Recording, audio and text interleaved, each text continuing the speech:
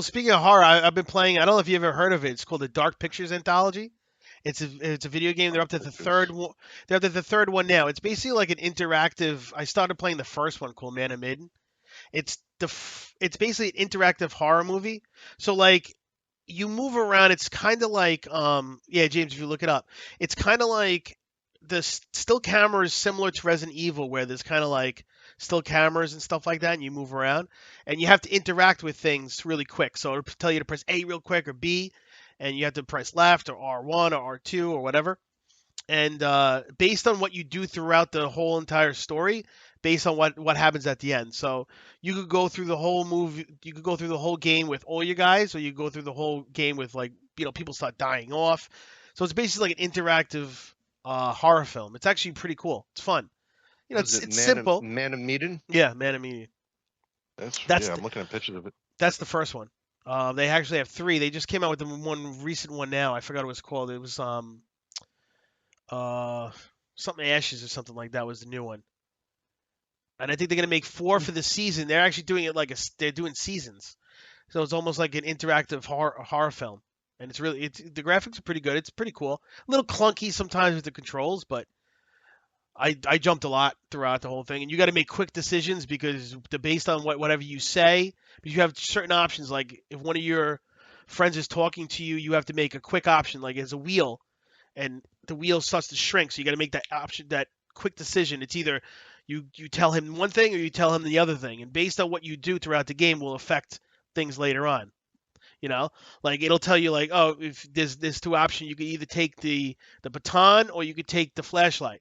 So if you take the baton, that might come in handy later. It's pretty cool.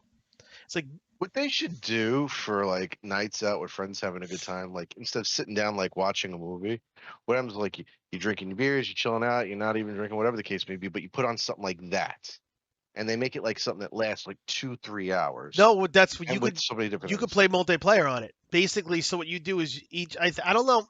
I don't know 100%. I could be wrong with this, but I know it's multiple player. You could play. It's either you have two options. It either says play alone or play with somebody else. So you can either do two things.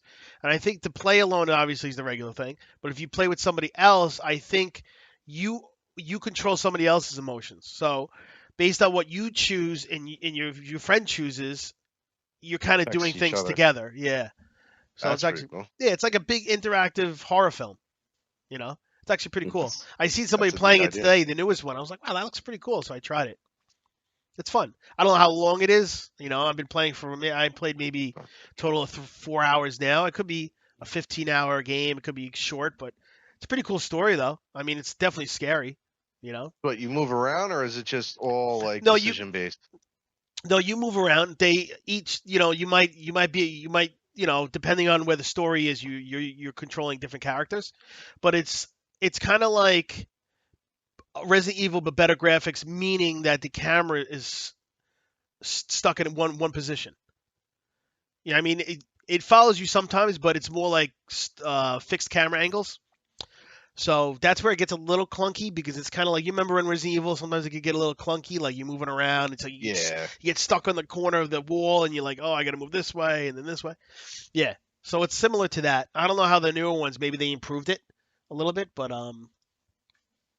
it's like that. And then based on what you do, you find different secrets, and it kind of gives you hints of what could scenarios that could happen later. They give you quick clips of somebody getting killed, and that could be a scenario that you could try to avoid later on in the story.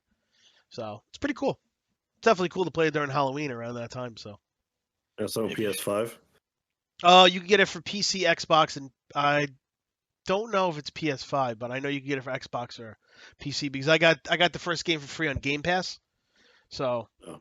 I know it could be. I don't know if it's a Microsoft exclusive, but I know it's definitely for PC. But I'm playing on the PC, so that's cool. Okay. That one sounds pretty neat.